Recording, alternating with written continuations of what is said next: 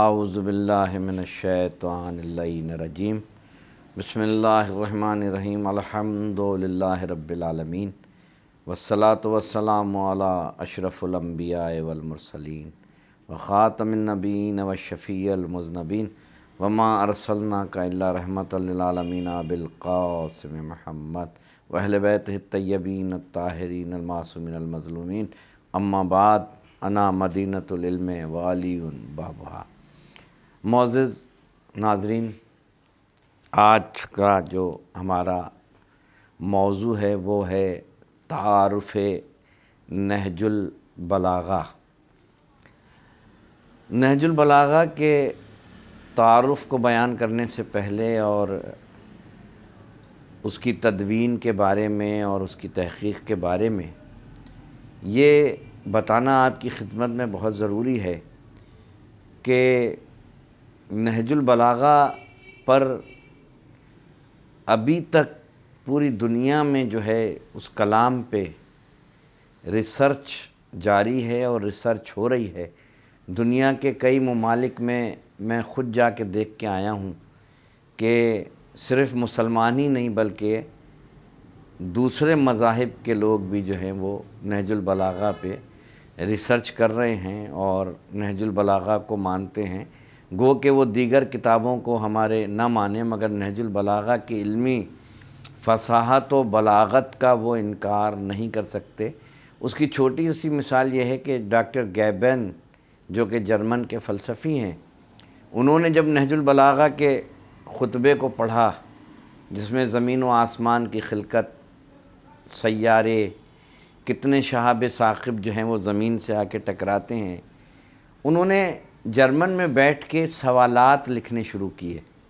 وہ نہج البلاغہ کو پڑھتے جاتے تھے، مولا کے خطبے کو پڑھتے جاتے تھے اور سوالات لکھتے جاتے تھے۔ انہوں نے جرمن سے وہ سوالات لکھ کے امریکہ بھیجے۔ 2 سال کے بعد سوالات کے جواب آئے اور جب سوالات انہوں نے پھر نہج البلاغہ سے ٹیلی کیے تو اس کے بعد وہ اس نتیجے پہ پہنچے کہ انہوں نے ایک کانفرنس میں یہ اقرار کیا کہ یہ کائنات، میں نہج البلاغہ کو پڑھنے کے بعد اور سائنسدانوں کے سوالات کو نہج البلاغہ سے ٹیلی کرنے کے بعد اس نتیجے پہ پہنچا ہوں کہ یہ کائنات یا تو علی نے بنائی ہے یا علی کے سامنے بنائی گئی ہے۔ گو کہ آئندہ نشست میں ہم اس بات پہ گفتگو کریں گے کہ کون کون سی چیزیں جو مولا نے علم کے دریا بہائے نہج البلاغہ میں، کون کون سے موضوعات تھے جو منبر کوفہ سے بیٹھ کے میرے مولا نے علم کے دریا کو بہا دیا۔ اور یہاں ابتدائیہ میں یہ بھی بتانا ضروری سمجھوں گا کہ نہج البلاغہ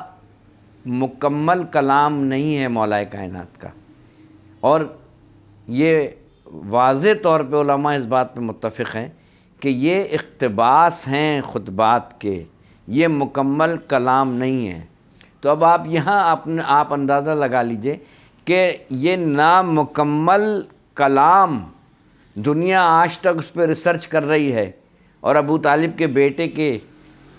خطبات کو پر دنیا ریسرچ کرنے کے بعد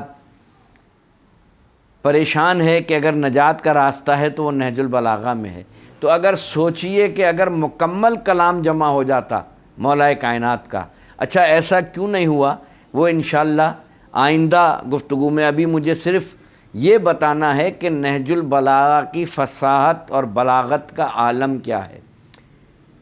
اور میں اکثر یہ کہا کرتا ہوں اپنے مجالس میں سننے والوں کو اور جو میری درس میں آتے ہیں کہ اگر وہ مولا کائنات کے نہج البلاغہ کے بڑے بڑے خطبات جو شروع میں نہیں پڑھ سکتے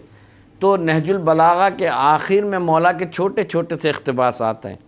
چھوٹے چھوٹے فرامین ہیں مولا کے۔ اگر پچھلے حصے سے آپ شروع کریں، اگر آپ نہیں پڑھ سکتے تو یقین مانیں ان اگر ایک کانٹیکسٹ کو، ایک قول کو ایک دن میں آپ نے پڑھا تو آپ کی زندگی جو ہے وہ سنور سکتی ہے۔ نہج البلاغہ وہ مقدس کتاب ہے، الہام ربانی کا عطیہ ہے کہ اس کے لیے جو ہے مختلف جو ہے وہ نام دیے ہیں۔ مثال کے طور پہ اس کتاب کے لیے جو ہے وہ تحت الکلام خالق و فوق الکلام المخلوق کا درجہ بھی ایک جگہ پہ جو ہے اس کو دیا گیا ہے، یعنی کلام الہی کے بعد یہ ایک ایسی کتاب ہے کہ جو کہ دنیا میں اپنی فصاحت اور بلاغت کو جو ہے وہ زندہ رکھے ہوئے۔ اس کے علاوہ امیر المومنین کے ارشادات کے مجموعے کو اس کو صحیفے کے طور پر بھی جو ہے وہ نہج البلاغہ کو جو ہے وہ کہا جاتا ہے، اور کہیں تو اس کو یہ کہا گیا کہ الہام ربانی کا یہ ایک بہترین جو ہے وہ عطیہ ہے۔ اس کو جمع کرنے میں جو ہے وہ سید رضی اور یہ دو بھائی تھے، سید رضی اور سید مرتضیٰ۔ سید رضی نے نہج البلاغہ کی تدوین کی۔ سید رضی اور سید مرتضیٰ دو بھائی تھے۔ سید رضی کی ولادت جو ہوئی ہے 359 ہجری میں ہوئی ہے، اور ان کی وفات جو ہوئی ہے وہ 409 ہجری میں ہوئی ہے۔ تو اگر کیلکولیٹ کریں تو ان کی عمر جا کے 47 برس ٹوٹل ان کی عمر بنتی ہے، اور اس عرصے میں انہوں نے نہج البلاغہ کو جمع کیا۔ یہاں میں یہ بتا دوں کہ شیخ مفید علیہ رحمہ نے، جو کہ امام اربعہ میں سے بھی ہیں، اور کئی منزل آئی تو میں آپ کو اسی پیج پہ شیخ مفید علیہ رحمہ، علامہ حلی علیہ رحمہ، شیخ مفید علیہ رحمہ، اور خصوصی طور پہ شیخ یعقوب کلینی علیہ رحمہ جنہوں نے اصول کافی کو جمع کیا، ان سب کی زندگی پر بھی میں آہستہ آہستہ آپ کو ان کی زندگی کے بارے میں بتاؤں گا کہ یہ مکتب تشیع کس مشکل طریقے سے آپ تک پہنچا ہے، ابھی کیونکہ بحث نہج البلاغہ کی ہے۔ شیخ مفید علیہ رحمہ کی منزل اور عظمت اس سے بڑی کیا ہوگی کہ امام فرماتے ہیں کہ شیخ مفید علیہ رحمہ میرے بھائی ہیں۔ شیخ مفید علیہ رحمہ نے خواب دیکھا کہ بی بی شہزادی زہرا سلام اللہ علیہ برقع پوش بی بی تشریف لائی ہیں، اور دو بچوں کو انہوں نے جو ہے انگلی پکڑا کے شیخ مفید کے حوالے کیا۔ شیخ مفید علیہ رحمہ بہت پریشان تھے۔ جب صبح ہوئی، صبح کے نماز کے بعد جب یہ پریشان تھے کہ یہ میں نے کیا دیکھا، تو وہ دیکھتے ہیں کہ دو بچے ہیں جن کو ان کی والدہ لے کے آئی ہیں، اور شیخ مفید علیہ رحمہ سے کہتی ہیں کہ اے مفید ان کو فقہ کی تعلیم دیں۔ وہ بچے کون تھے؟ ایک سید رضی تھے اور ایک ان کے بھائی سید مرتضیٰ تھے۔ اب اس سے آپ اندازہ لگا لیجئے کہ شیخ مفید علیہ رحمہ سے جنہوں نے تعلیم حاصل کی ہو تو ان کی منزلت کا عالم کیا ہوگا۔ کئی ادوار میں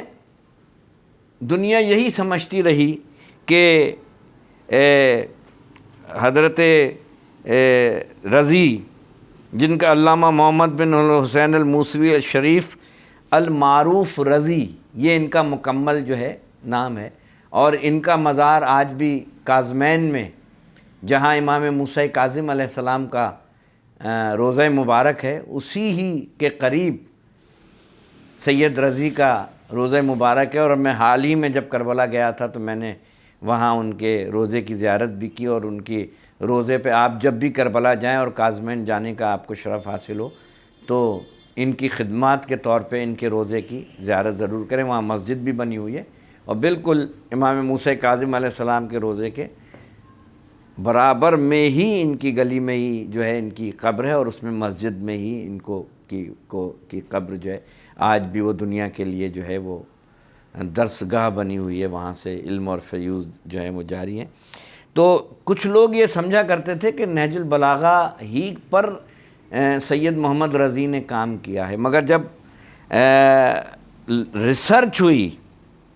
تو پتہ چلا کہ صرف انہوں نے نہج البلاغہ نہیں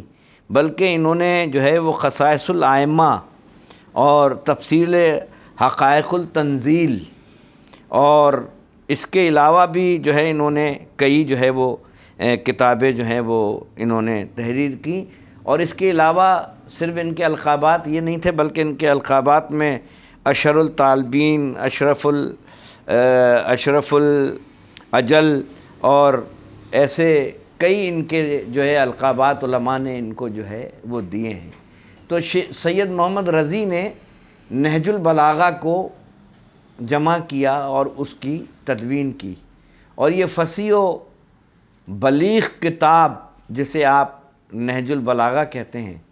وہ اپنی افادیت کو جو ہے وہ قائم کیے ہوئے ہے،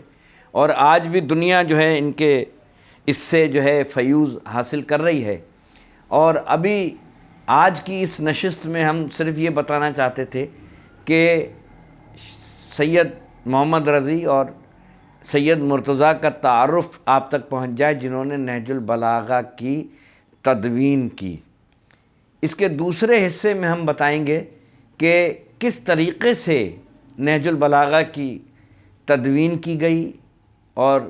کس طریقے سے انہوں نے نہج البلاغہ کو سب کو کمپائل کر کے اور کس طریقے سے آپ تک اس کو کتاب کو پہنچایا، اور یہ کتاب آج تک کیوں افادیت رکھے ہوئے ہے، آج تک اس میں کوئی امینڈمنٹ، کوئی ترمیم، کوئی ایسی چیز کیوں نہیں ہوئی۔ یہ آج تک وہی نہج البلاغہ ہے جو شروع سے چلی آ رہی ہے، بلکہ دیگر کتابوں میں جو ہے ہماری ایک وہ کتاب جس کتاب کا وعدہ اللہ نے کیا ہے، وہ قرآن مجید، وہ قیامت تک الف لام سے والناس تک مکمل ہے۔ اس کے علاوہ جتنی کتابیں ہیں اس میں تحریف وقتاً فوقتاً ہوتی رہی ہے، جس طریقے سے انبیاء پہ صحیفے آئے، انجیل، زبور، توریت، اس میں بھی امینڈمنٹ ہو گئی، مگر کیوں نہج البلاغہ میں امینڈمنٹ نہیں ہوئی؟ تو انشاءاللہ آئندہ دنوں میں آج نہج البلاغہ کا ہم نے تعارف کرایا اور ان کو ان شخصیات کا تعارف کرایا جنہوں نے نہج البلاغہ کو آپ تک پہنچایا۔ آئندہ دنوں میں اس پر مزید انشاءاللہ بحث کریں گے۔ وما علینا الا البلاغ المبین۔ مزید دینی اور تاریخی ویڈیوز دیکھنے کے لیے ابھی ہمارے چینل عزادار حسین کو سبسکرائب کریں اور بیل آئیکن پر کلک کرنا نہ بھولیں۔